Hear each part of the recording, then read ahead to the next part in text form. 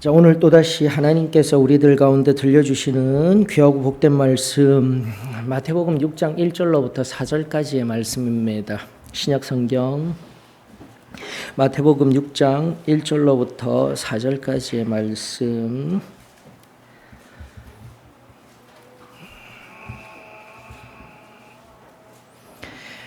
사람에게 보이려고 그들 앞에서 너희 의를 행하지 않도록 주의하라. 그리하지 아니하면 하늘에 계신 너희 아버지께 상을 받지 못하느니라. 그러므로 구제할 때에 외식하는 자가 사람에게서 영광을 받으려고 회당과 거리에서 하는 것 같이 너희 앞에 나팔을 불지 말라. 진실로 너희에게 이르노니 그들은 자기 상을 이미 받았느니라. 너는 구제할 때에 오른손이 하는 것을 왼손이 모르게 하여 내 구제함을 은밀하게 하라. 은밀한 중에 보시는 너의 아버지께서 갚으시리라. 아멘. 여러분들, 우리 계속된 사도행전 강해 속에서 이제 사도 바울이 1차로 이제 전 세계를 향하여서 열방까지 우리 주님의 가르침, 곧 13장 12절, 사도행전 13장 12절, 그 처음 주님의 가르침을 증거하고 또 삶으로 보여주고 이적 가운데 보여줌으로 말미암아 그 구브로 섬의 서기오 바울이라는 총독이 변화된 놀라운 사건, 그 사건의 역사 앞에 멈추어 서서 도대체 근원적인 본질적인 주님의 가르침이 무엇이냐, 우리 예수님의 가르침이 무엇이냐라는 그런 역사의 환원 속에서 지금 마태복음 5장 강해가 진행되고 있는 산상수훈이 강해가 되어지고 있는 거예요. 즉 산상수훈 5장으로부터 7장까지 이 말씀을 다시 한 번 더 그 13장 사도행전 13장 12절에 주의 가르침 디다케, 조금 더 엄밀히 살피면 사도행전 그 13장 5절에 말씀을 전하였을 때 그 말씀을 기반으로 하여서 구조화되고 체계화된 주님의 가르침 디다케, 초대교회의 디다케, 교훈, 가르침이 도대체 무엇이냐, 그리고 오늘 우리 사도의 신앙교회가 견지하고 있는 진리가 무엇이냐, 이것을 말씀 속에서 오늘 여기에서 자꾸 정립이 되어져야 돼요. 자, 그러한 우리 주일 오전 예배의 말씀 강해의 흐름 속에서 이제 6장으로 넘어가게 됩니다. 6장으로. 그러면서 지난주까지 성결한 자, 곧 구원받고 성결함 받고 성령 침례까지 받은 온전한 구원의 상태 속에 있음으로 말미암은 복으로서의 8복 플러스 9복 이야기해 드렸고요. 그 다음 나아가 정체성이 무엇인지, 예수님은 권면을 한 것이 아니라 다시 한 번 더 선언을 하셨어요. 너희는 세상의 빛과 소금이라예요. 오늘날에도 계속 얘기되어지기를 소금이 되어라, 빛이 되어라, 이런 말씀 예수님이 하신 게 아니라 이미 너희는 팔복에 의하여서, 하나님 은혜에 의하여서 너희의 정체성 자체가 소금이야, 빛이야 라고 예수님은 말씀하여 주셨습니다. 이걸 깊이 있게 깨달아야 돼요. 은혜 받은 성도는 반드시 소금과 빛이다라는 그 하나님의 말씀의 흐름 속에서, 그러면 이제 삶으로 지금 여기에 성결한 삶을 살아갈 수 있는 절대적인, 움직이지 아니하는 절대적인 기준이 무엇이냐? 말씀입니다. 율법의 1.1획도 변하지 않은 하나님의 말씀입니다. 이렇게 흘러가고 있는 거예요. 그러면서 이제 본격적으로 우리 살펴드렸던 성결신앙에 근거한 마태복음 5장에 가장 이렇듯 승리의 복음에 의하여서 체험의 신앙을 통하여서 하나님의 자녀된 우리들이 삶 속에 반드시 견지하여야 할 5대 기본 영적 원리 또는 윤리, 삶의 성결에 근거한, 성결을 기준으로 한 5대 기본 윤리들이 바로 5장 21절로 47절까지 그러므로라고 되어져 있는 너희 하늘에 계신 아버지가 온전하신 것 같이 너희도 온전하라는 말씀으로 지금까지 우리가 쭉 살펴봤던 거예요. 반드시 정리가 되어져야 합니다. 자, 그렇게 하면서 평화, 생명, 정언, 그리고 정행으로서의 환대와 공정, 대우주적인 하나님이 우리들 가운데 정의를 말씀하시는 것까지 우리가 거기까지 우리 안에 영적인 원리로 성결함의 원리로 깊이 새긴 연후에 이제 6장 1절에 다시 한 번 더 즉 이 모든 5장의 말씀 서론격으로서의 말씀과 그리고 5대 윤리를 연결하는 마태복음 20장으로 다시 눈을 돌려야 되는 거예요. 6장으로부터 다시 하나님의 말씀을 깊이 있고 넓이 있게 보기 전에 마태복음 20장에 뭐라고 돼요? 마태복음 5장 20절에 우리 앞선 5장의 20절에 뭐라고 되어 있냐면 내가 너희에게 이르노니 너희 의가 서기관과 바리새인보다 더 낫지 못하면 결코 천국에 들어가지 못하리라. 우리가 지금도 신앙생활하며 체험적인 신앙을 경험하였으며 승리의 삶을 살아가는 궁극적인 목적은 천국에 들어가기 위함입니다. 아직 이루어지지 아니하는 그 마지막 천국문을 통과하기 위하여서 이 좁고 좁은 길에 걸음을 걸어가고 있는 거예요. 목적을 명확히 해야 합니다. 그러면서 하나님은 우리들에게 너무나도 뚜렷한 말씀들을 주셨던 거예요. 그러면서 소위 말하는 6장 1절에 다시 한 번 더 대명제예요. 즉 맥락적으로 6장 1절로부터 18절까지 이제는 하나님의 의가 무엇인지, 즉 하나님의 의를 정말 하나님 앞에서 어떻게 해 나가야 되는지 세 가지의 하나님의 의를 충족시키는 세 가지 곧 구제, 기도, 금식에 관하여서 이제 예수님이 우리에게 또 가르쳐주는 장면이 등장하고 있다는 겁니다. 그러면서 6장 1절로부터 18절까지 이 세 개의 종교적인 의무라고도 이야기할 수 있는 하나님의 의, 즉 성도가 되어서 지금까지 5장은 성도로서 우리의 교리적인 고백으로서는 구원, 성결, 성령 침례 받은 성도가 승리의 삶을 살아갈 때에 하나님 앞에서의 의무로서 반드시 행하여야 할 것이 무엇이냐?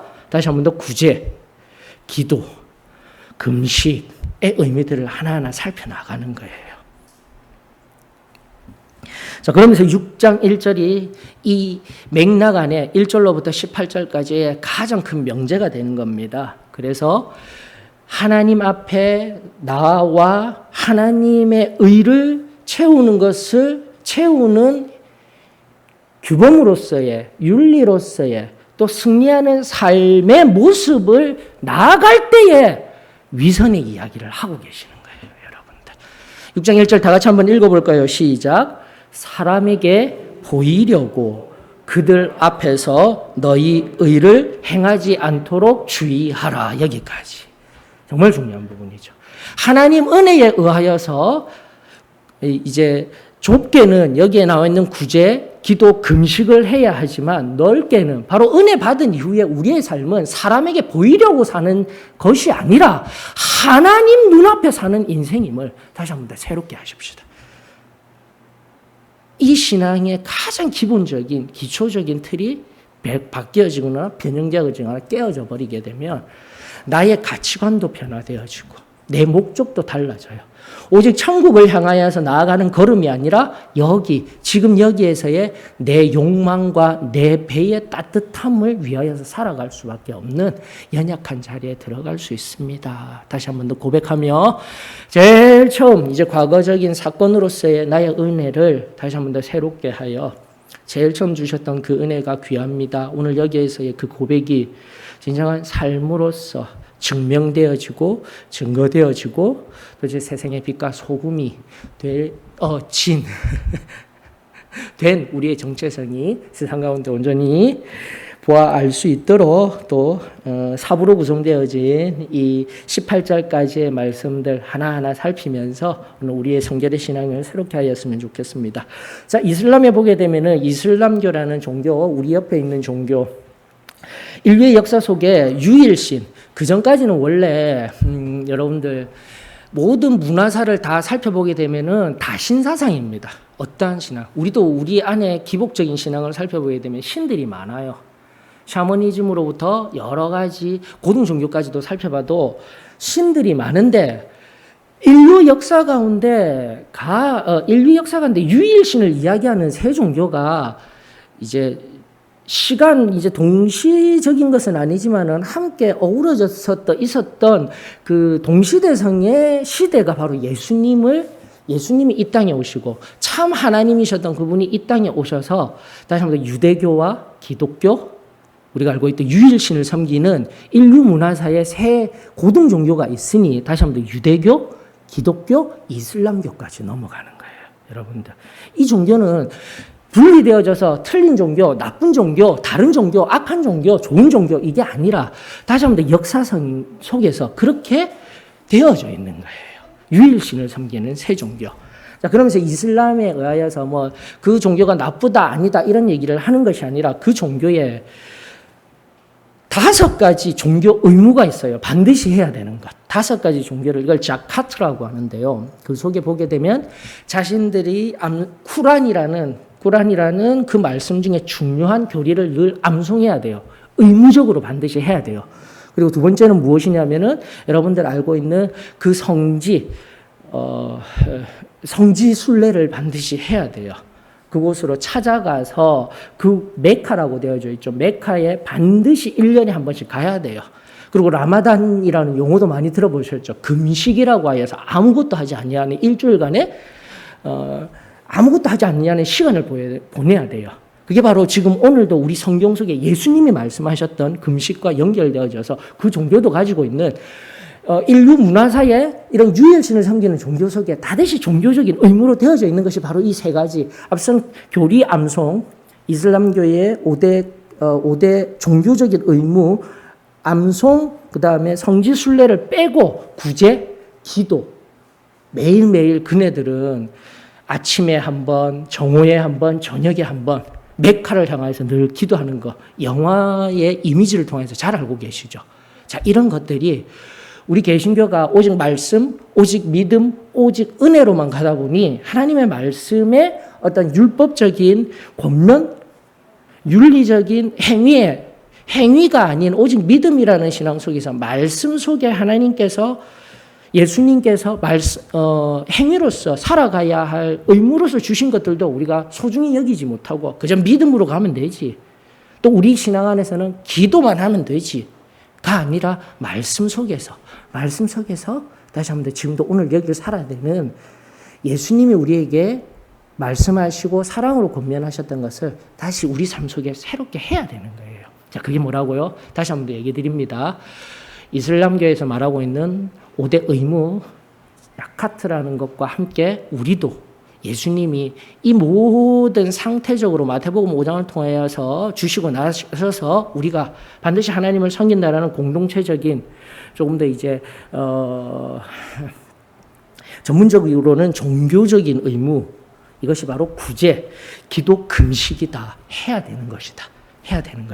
자, 그런데 결론적으로 이 말씀의 의미를 통해서 1번 명제를 통해서 우리가 조심해야 되는 것이 무엇이라고요? 하나님께만 영광을 드려야 되는데 오늘날 바로 이 하나님께 올려드려야 할 하나님의 의, 여기서 너희의 성도들에게 주신 의가 하나님을 향한 의, 하나님의 의를 만족시키는 의가 될 수 있도록 원래 우리 성결신앙 속에서 당연하게 살았던 이 의가 사람에게 보이는 의, 위선이라고 이야기하는 이 위선의 영역으로 넘어갔는지 아닌지를 오늘 말씀과 정말 내가 성결함을 받았을 때에, 뜨겁게 받았을 때 그 신앙 가운데서 새롭게 돼야 되는 거예요.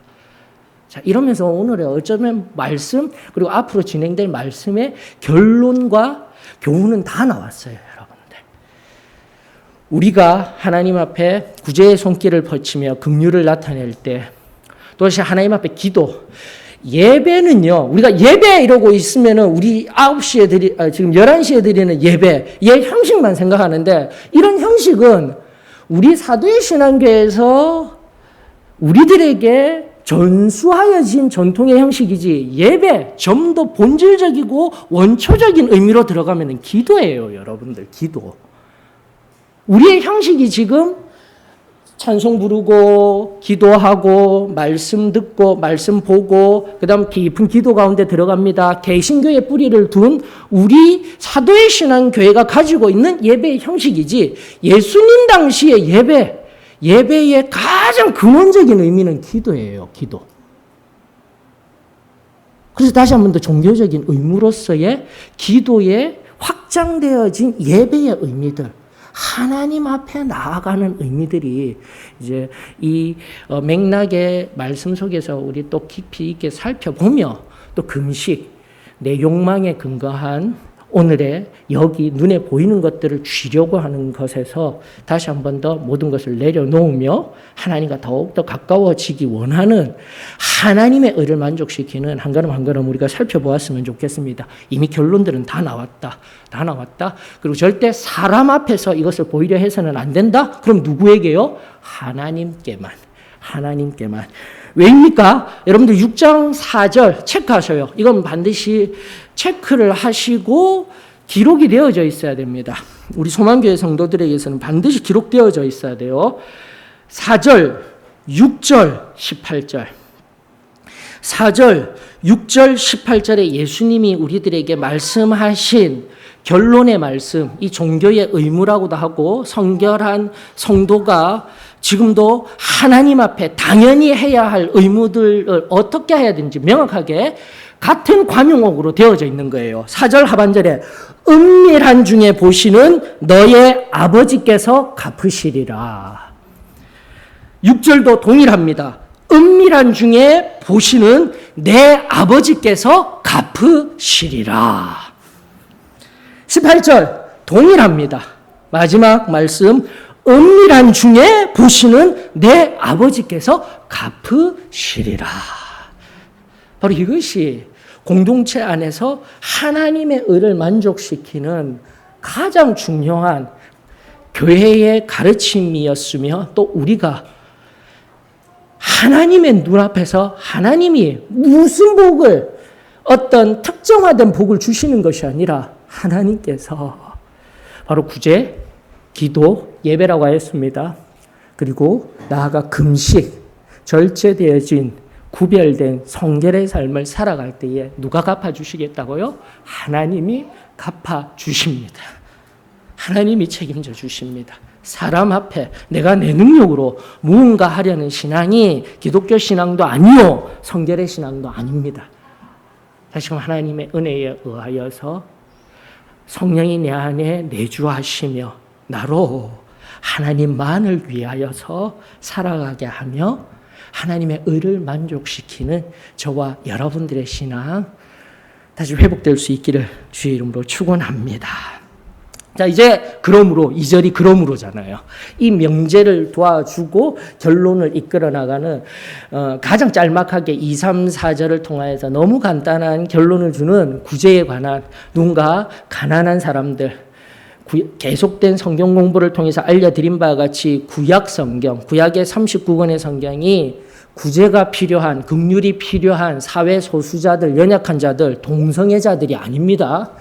양성애자들이 아닙니다. 소위 말하는 인권에 의하여서 그런 거대한 담론, 대사회적인 것들에 대해서 성도들이 거기까지는 가지 마시고 일단 성도들이 알아야 할 구약의 가장 연약하고 사회적인 도움을 원하는 세 사람 누굽니까? 과부, 고아, 이방인. 잊지 마셔요. 과부, 고아, 이방인. 바로 그들을 위하여서 하나님은 신약 시대성 속에서도 나아가 오늘도 마찬가지예요. 바로 그들을 향한 끊임없는 우리의 손길을 내어 주어야 합니다라는 것. 조금 더 정갈하게 다듬게 되면 윤리적인 측면에서 가난. 내가 지금도 최소한의 먹거리를 가지고 살아갈 수 있는 필요가 충족되지 못하고 있는 그 필요가 없는 그들을 향한 긍휼의 손길, 구제의 손길은 바로 하나님이 당신의 사랑하는 백성들에게, 자녀들에게 명령하신, 내어주신 의무입니다. 이것을 우리가 잊지 아니하기를 주의 이름으로 축원합니다. 그러므로 뒤돌아보는 거예요. 내 왼손, 내 오른손, 내가 하는지조차도 모르게 상황 속에서 다시 한 번 더 성령님이 내 안에 말씀하여 주시고 성령님이 내 안에 내주하시며 긍휼의 손길을 펼쳐야 할 삶의 매 순간마다 이 말씀들 기억하시면서 내 손의 것을 꽉 쥐는 인생이 아니라 누군가에게 내어주는 인생, 저와 여러분들의 인생이 되어지기를 주의 이름으로 축원합니다. 가끔씩 어떤 새 건물이라든지 공공건물, 특별히 병원, 강단 이런 공공건물에 한번 가게 되면은 이 건물이 건축되어지면서 어떤 기념하고 후원받은 분들의 이름이 쫙 있는 것들을 한 번씩 보셨죠? 그리고 가장 많이 내신 분들 어디에 계신가요? 저 밑에?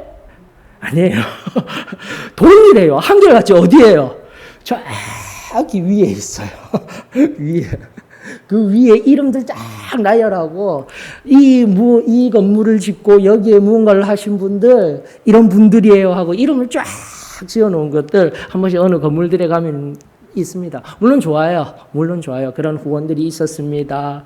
이런 헌신을 통하여서 지어진 우리 모든 공동체의 건물입니다. 여기까지는 좋아요. 그런데 우리도 이제 말씀 앞에서 우리가 조심해야 할 영역이 지금도 계속 이야기하고 있는 사람들 앞에 자기 의를 드러내는 면에 있어서는 앞으로 교회가 특별히 교회와 관련된 우리 개신교가 또다시 여기 다시 회복이 좀 되어져야 돼요.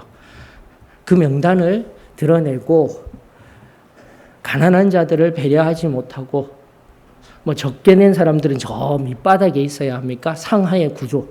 인간이 가장 인식할 수 있는 상하의 구조.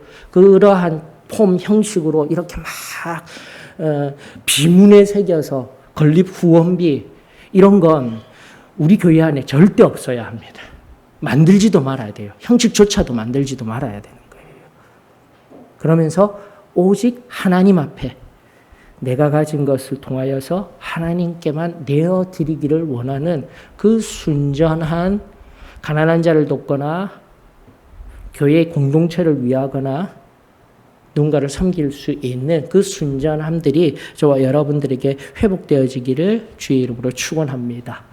자, 그러면서 2절에 예수님이 그 시대 속에 있었던 실제 일어나고 있는 한 이미지를 우리들에게 보여주시고 계시는 거예요.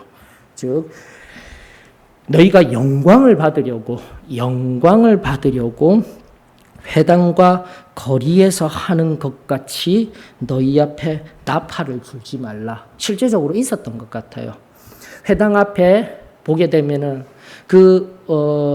성전과 회당을 넘어서 성전 앞에도 마찬가지예요. 그 회당을 위하여서 돈을 놓아둘 수 있는, 물건을 놓아둘 수 있는 작은 함이 있는데 좀 경건하다고 하는 사람들, 소위 말하는 바리새인들, 그들이 즐겨 행하는 방법이 뭐냐면은 구약적인 율법을 지킨다라는 의미로 이 수양의 뿔을 가지고 우리 나팔이라고 하면 금제 막 반짝반짝 하는 게 그게 아니라 수양의 뿔, 작은 뿔을 가지고 한 손에는 동전 하나 들고 뿌 하고 불고 난 연후에 그것을 거기에다가 내려놓는 것이 일상이었던 거예요, 여러분들. 정말 무서운 거예요. 하나님의 말씀의 원리가 다 사라지고 원래 하나님의 마음이 인생들을 향한 그 하나님의 마음을 보듬어주고 실제 물질로도 섬겨주어야 할 하나님의 자녀들의 삶이 그저 사람들 앞에 뿌 불고 나서 이건 나 놓아요. 짠. 이게 지금 당시에 바리새인들이 만들어 놓은 율법에 의한 그들의 유전에 의한 모습이었다라는 것을 예수님이 지금 신랄하게 비판을 하고 있는 거예요. 그러면서 이런 구제와 관련된 것들 원래 원리적인 하나님을 위한 놀라운 말씀. 여러분들 이미 우리가 5장을 지금 깊이 있게 하나하나 살펴보았는데 이 말씀을 깊이 있게 보고 넓이 있게 보다 보면 바로 이 말씀 앞에 멈추어서서 이거 그럼 사람 앞에 드러내지 말라고 하는데 도대체 마태복음 5장 16절 이미 정체성으로서 착한 행실을 보여주라고 하였던 그 말씀은 도대체 어떻게 된 겁니까? 어디 멀리 떨어져서 부딪히는, 대비되는, 비교되는 전혀 다른 갑과 을의 말씀이 등장하는데 어디 멀리 떨어져서 우리들에게 주는 교훈도 아니고 바로 앞장과 뒷장에 이렇게 전혀 다른 이야기들, 하라와 하지 마라가 나왔을 때 이거 어떻게 해석해야 됩니까? 보셔야 되는 거예요. 말씀을 우리가 이해하고 말씀을 안다라는 의미들을 이렇게 보셔야 되는 거예요.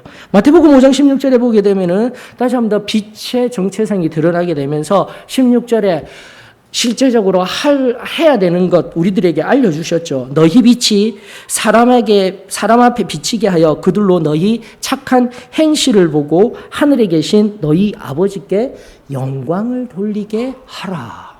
맞죠? 그렇게 실컷 말씀을 해놓고 난 뒤에 왜 여기에서는 하지 마라. 왜 그런 종교적인 의무, 남을 도우는 얘기를 하지 마라 하셨습니까? 하였을 때 목적이 너무 명확하잖아요, 여러분들. 다시 한 번 더 5장 16절의 말씀은 그런 빛의 삶을 살면서 전반적인 모든 전체, 지금은 이제 은혜 받은 자로서 하나님의 백성으로서 전반적인 것을 살면서 그 삶이 보여져서 누가 영광 받으라고요? 예, 여기가 핵심인 겁니다. 5장 16절과 지금 6장 1, 2절의 말씀은 절대 대비되고 부딪히는 말씀이 아니라 5장 16절은 당연히 하나님의 자녀가 되고 하나님의 백성이 되고 오늘 우리의 신앙의 고백으로서는 성결한 신앙을 살아가며 승리의 삶을 살아갈 때 그 삶을 통하여서 보여 알게 하여 무엇을 하라고요? 너 영광 받으라는 것이 아니라 하나님께 영광을 돌려드리는 삶이 되어라라는 거예요. 이것이 진리였습니다. 그러나 6장 1, 2절을 통하여서 이미 그 당시 횡행하고 있던 장로들의 유전에 의하여서 그 바리새인들이 취하고 있던 모습은 누구에게요? 다시 한 번 더 나팔을 불고 나 여기에 구제의 손길을 펼쳐 짠 하나님은 없어요. 바로 여기에 사용되는 영광을 하나님께 돌려라 영광, 그리고 여기에 말하고 있는 영광을 받으려고 독사조 헬라어가 똑같습니다. 하나님의 영광을 가로채는 극악한 죄가 바로 여기 위선이라는 이름으로 우리들에게 오늘 우리를 뒤돌아보며 우리의 삶을 뒤돌아보며 내가 하는 어떠한 종교적인 의무로서의 구제를 넘어서서 지금도 내가 하나님의 이름으로 무언가를 하고 있습니다. 찬송을 올려드리고 있습니다. 하나님의 말씀을 가르치고 있습니다. 하나님 앞에 찬송을 올려드리고 있습니다. 내 목소리 좋죠. 내 말씀 좋죠. 내 가진 물질 내어주는 거 나를 바라보셔요. 나 이 정도의 사람입니다. 그것이 얼마나 잘못된 것인지 위선의 죄가 얼마나 무섭고 두려운 것인지 하나님의 말씀 앞에서 우리 자신을 다시 한 번 더 점검할 수 있기를 주의 이름으로 축원합니다. 하나님 앞에 찬송 올려드리는 것은 내 영혼을 기쁘게 하거나 나의 위로는 두 번째 문제예요. 2차적인 문제예요. 부차적인 문제예요. 다시 한 번 더 내가 찬송을 올려드리고 내가 하나님께 어떠한 일을 한다 할지라도 오직 하나님의 영광만을 위해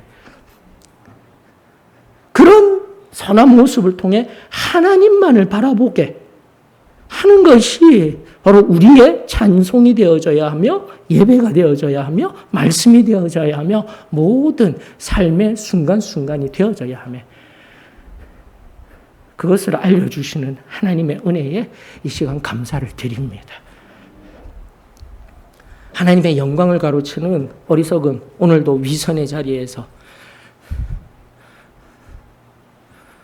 내 안에 찢기와 같이 눌러붙은 죄의 찢기가 있다라면 겸손히 엎드려 다른 무엇도 아닌 하나님의 눈앞에서 여러분들 여기 은밀한 중에라고 이야기하고 계시는 이 하나님의 본문 속의 의미는 여기 딱 숨어서 하나님이 문틈으로 바라보시는 그런 하나님 아니에요. 이 은밀한 중에 보시고 은밀한 중에 듣고 계신 하나님의 의미는 우리 삶의 24시간 어떠한 장소 어느 곳에도 계신 하나님을 의미하는 겁니다. 말씀을 정확하게 보셔요. 우리 하나님이 아무 힘도 없으셔서 자신의 형체가 보이셔서 숨어서 이렇게 몰래 보시는 그런 부정적인 뉘앙스 아니에요. 이 은밀한 중이라는 용어를 잘못 해석하지 마십시오. 24시간. 나 혼자 있을 때, 너 혼자 있을 때, 너 마음속, 그리고 하나님이 24시간 시공간 안에 존재한다라는 의미는 내가 주체가 된 신앙으로, 내가 주체가 된 생각으로 살아가는 사람은 나조차, 나라는 여기 육신을 덧입고 있는 나는 따로 있고 다른 외부 환경 속에만 계신 하나님이라고 여겨지는데 아니요. 내 속에 계신 하나님. 그러므로 은밀한 중에라는 더 깊은 하나님의 현존, 하나님을 이해한다라면 나 자신이 아예 없는 상태, 나아가 나 자신은 생각하고 있으나 나 자신은 행하고 있으나 이 모든 것들 행하고 생각하는 내 안에 굽이굽이 흘러나오는 하나님의 존재를 인지하고 인정하고 그 하나님의 뜻대로 붙들림받아 살아가는 존재가 바로 저와 여러분들, 특별히 성결의 신앙 속에 살아가고 있는 우리의 욕망이 다 십자가에 못 박힘 당하고 오직 주님의 의를 이루기 위하여서 하나님의 뜻을 이루기 위한 더 깊은 은혜의 자리로 이 말씀을 깊이 묵상해야 되는 거예요, 여러분. 그런 거로 내가 주체가 되어져서 내 눈에 보이는 것 가지고 하나님은 24시간 단순하게 시간 공간 속에 계셔. 아니요. 나도 꽉 채우고 있어. 나란 존재 자체도 없는 시공간. 그 모든 것 그리고 시간의 흐름 속에서 우리 하나님이 다 갚아주시겠다라는 말씀이 얼마나 크고 놀라운 은혜입니까, 여러분들. 기억하십시오. 다시 한번 더 구제의 의미, 협소하게 진 구제의 의미에 관해서 내 손을 펴는 것에 관해서 이야기하지만 우리의 삶의 구석구석마다 내 생각과 마음뿐만이 아니라 모든 것들에 존재하시고 바라보시고 들으시며 모든 것을 아시는 그분이 우리가 생각하고 말하고 행한 그대로 다 갚아주시겠다. 이 말이 심판의 음성으로 들리지 아니하며 하나님 감사합니다. 하나님이 더 잘 아시죠. 하나님 내 마음을 더 잘 아시죠. 하나님이 내 상황을 더 잘 아시죠. 하나님 감사합니다로 고백할 수 있는 귀하고 복된 말씀이 되어지기를 주의 이름으로 축원합니다. 지금도 우리 지금 주일 오전 시간에는 이렇듯 철저하게 강해와 시리즈 말씀 속에서 우리 말씀들을 하나하나 풀어나가고 있지만 아침에 묵상 시간 15분씩 찬송 드리고 하는 그 시간 철저히 묵상의 의미를 두고 원포인트 내지는 그 전체 속에서의 오늘 하루를 살아가는 말씀들이 흘러나가고 있습니다. 그리고 지금도 수요일에는 더 깊게 하나씩 말씀들을 보고 있고요. 그래서 단편적으로 주일만 바라보시지 마시고 지금도 소망교회에 흘러나가고 있는 말씀의 전체와 내용들을 살피면서 오늘 여기 소망교회, 사도의 신앙 소망교회 그리고 이 소망교회를 통해서 늘 들려주시는 말씀 가운데 저와 여러분들이 세워져 있기를 주의 이름으로 축원합니다. 지난주 우리 양육과정 하면서도 명확하게 배웠잖아요. 로마서 10장 17절에 있는 말씀. 그러므로 믿음은 들음에서 나며 들음은 그리스도의 말씀으로 말미암느니라. 들어야 돼요. 그리스도의 말씀이 지금 여기에 내게 눈에 보이는 것뿐만이 아니라 여기에 지금 주일 오전에 들리는 말씀 그것도 아니라 계속 흘러나오고 있는 말씀을 접해줘야죠. 여기 소망교회 성도들은. 자, 그런 전체적인 의미들을 기억하시면서 우리 지난주에 야고보서 시작하면서 7월 달부터 시작하면서 야고보서 1장의 내용이 도대체 무엇입니까? 야고보서의 1장의 내용이 바로 속지 말라라는 거예요. 시험과 시련, 유혹과 분리되어져서 하나님이 시험을 주셔서 하나님이 원하시는 의를 이루어서 하나님이 은혜 주시고자 하는 그 상태로 가기 위한 시험은 있으되 또다시 사단에 의하여서 유혹이 있다. 그 유혹이 어떻게 발현됩니까? 내 안의 욕심으로 발현됩니다. 그리고 속지 말라라고 말씀하시는 거예요. 그 속지 말라라는 말씀이 누구에게? 세상에게요? 아니요. 바로 나 자신에게 하는 말씀이었던 거예요. 내 안의 유혹에 의하여서 내 유혹으로 지금 살아가고 있는 그 누군가를 속이지 말라. 그리고 사단에 의하여서 속지 말라가 아니라 내가 지금 내 자신에게 속지 말라라는 야고보서의 1장의 말씀의 깊이를 또다시 우리가 깨달아 오늘 여기의 말씀과 연결시켜야 되는 거예요.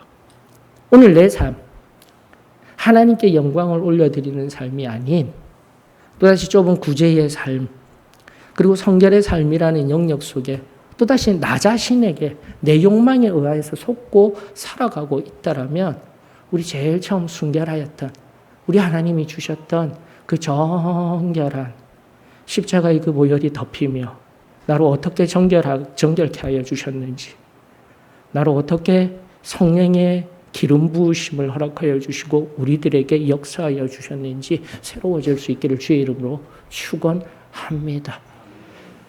이와 관련해서 야고보서 1장 16절, 22절 1장에서 누구에게 속지 말라라고 하는지 명확하게 표현된 야고보서 1장 16절 22절의 말씀 또 체크하셨다가 꼭 보고 말씀에 의거한 신앙의 원리와 진실한 신앙의 교훈 앞에 담대히 설 수 있는 저와 여러분들이 되기를 원합니다. 자, 마지막을 향해 나아가십시다. 다시 한 번 더 좁혀서 구제와 관련된 은밀하게 하라라고 우리 주님은 말씀하고 계십니다. 4절에 왼손이 왼손도 모르게 오른손도 모르게 늘 거하시는 그분이 갚아주시기 때문에 늘 거하시는 그분의 눈앞에서 매 상황마다 그렇게 하라라는 거예요.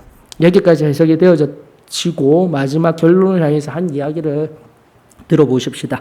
자, 미국의 한 레스토랑에 초라한 한 어머니와 9살 된 남자아이, 6살 된 여자아이가 들어옵니다. 그리고 미국식은 이제 직접 가서 주문을 하죠. 엄마가 들어가서 주문을 해서 음식을 주문하고 나오는데 덜렁 햄버거 세트 하나네요. 햄버거 세트 하나랑 그 세트라는 것은 이제 감자 프라이 그리고 콜라 이렇게 와서 딱 놓고 반으로 잘라서 그 아이들에게 그 어머니가 나누어 주고 있었어요. 자, 그런데 이제 6살 난 여자아이가 뿔이 난 겁니다. 뭐라고 이야기를 하냐면 오늘이 내 생일인데 왜 나는 또 햄버거 반쪽을 먹어야 돼? 나는 햄버거 하나를 온전하게 먹고 싶어. 오늘 내 생일인데 왜 나는 햄버거 하나를 이걸 온전하게 먹을 수 없는 거야? 그 아이들에게 반반을 나누어서 남자아이와 여자아이에게 준 어머니는 그 감자 프라이를 먹으면서 미안해 엄마가 돈이 없어. 너에게 잘해주고 싶은데 내가 지금 돈이 없어서 이것밖에 못 해주는구나. 근데 아이는 떼를 쓰죠. 그거 몰라요. 아니야. 오늘은 내 생일이기 때문에 나의 날이야. 나의 날이기 때문에 나는 반드시 햄버거 하나를 먹어야 되겠어. 먹을 거야. 떼를 쓰니 얼마나 엄마가 속상해요. 엄마가 속상해요. 엄마가 돈이 없어서 그래 하다가 소리를 막 질러버리고 너무 아파서 힘이 들어서 눈물을 머금은 채 화장실로 갑니다. 자, 바로 그때 이 레스토랑 안에 있던 모든 사람들, 어떤 사람들은 짜증이 나서 왜 소리를 지르고 저래? 짜증이 나고 하고 요즘도 저런 사람이 있어? 이러고 있는 가운데 두 테이블이 그 상황을 눈여겨보고 있는 거예요. 한쪽은 나이 지긋한 어머니와 딸이 그 상황을 눈여겨보고 있고 또 한쪽은 동일하게 가족이 있어요. 비슷한 또래의 두 아이와 이제 엄마와 아버지가 있는 테이블이 있었던 거예요. 그러면서 그 상황을 유심히 지켜보던 한 테이블의 나이 지긋한 어머니는 그 눈물을 훔치며 화장실을 잠깐 다녀올게 가면서 화장실을 가는 그 어머니를 따라가 조용히 안아주는 거예요. 조용히 안아주면 많이 힘들죠. 저도 우리 딸 키우느라고 일찍 내 남편을 여의고 지금까지 어렵게 지내고 온 거 그 마음 잘 알아요. 울지 마세요. 울지 마세요. 울지 마세요. 하나님이 당신을 도우실 것입니다. 혹시라도 이 도움이 필요하시다면 제가 가진 돈을 조금 드리고 싶은데 받으실 수 있겠습니까? 하나님의 자녀의 방법이에요. 자, 이런 방법이 있는 반면에 또 한 테이블 유심히 이것을 지켜보던 한 아버지가 그 어머니는 화장실로 간 상태 속에서 아이들에게 살짝 오는 거예요. 아버지가 와서 아니 아빠는 어디 가셨어? 몰라요. 아빠 도망가 버렸대요. 그래, 그렇구나. 그 아빠의 마음이 아픈 거예요. 아프면서 이럴수록 이제는 동생, 6살 동생은 떼쓰는 동생이기 때문에 이해도 못할 거고요. 9살 그 남자 아이에게 이럴 때일수록 너가 엄마의 힘이 되어줘야 돼. 힘있게 살 수 있지? 힘내야 돼. 이 모든 상황 하나님이 아시고 하나님이 책임져 주실 거야. 힘내. 알겠지? 그러면서 큰아이를 두닥거리고 동생을 좀 챙겨주라고 이렇게 권면하고 가르치는 방법으로 이야기하고 난 후 어디를 가냐면 이제 캐시온에게 가는 거예요. 이곳에서 가장 맛있는 음식 3인분 만들어서 저 테이블에 제공해 주십시오. 제가 계산하겠습니다. 사랑하는 성도 여러분, 우리가 구제를 행하는 방법은 각각 다를 수 있어요. 어떤 사람은 인간 중심적인 사람 관계 중심적으로 끌어안듯이 이렇게 섬길 수도 있어요. 그러나 어떤 사람은 가르치듯이 그 문제를 그대로 드러내어서 왜 아빠가 없지? 왜 이렇게 시끄럽지 않은 상황 속에서 그것을 살피고 난 후 도닥거리고 격려하는 차원에서 이런 다양한 방법으로 도울 수 있어요. 그러나 원리는 하나입니다. 모르게 하나님이 계셔. 하나님이 갚아주실 거야. 하나님이 당신의 마음을 만지시고 하나님이 일하십니다.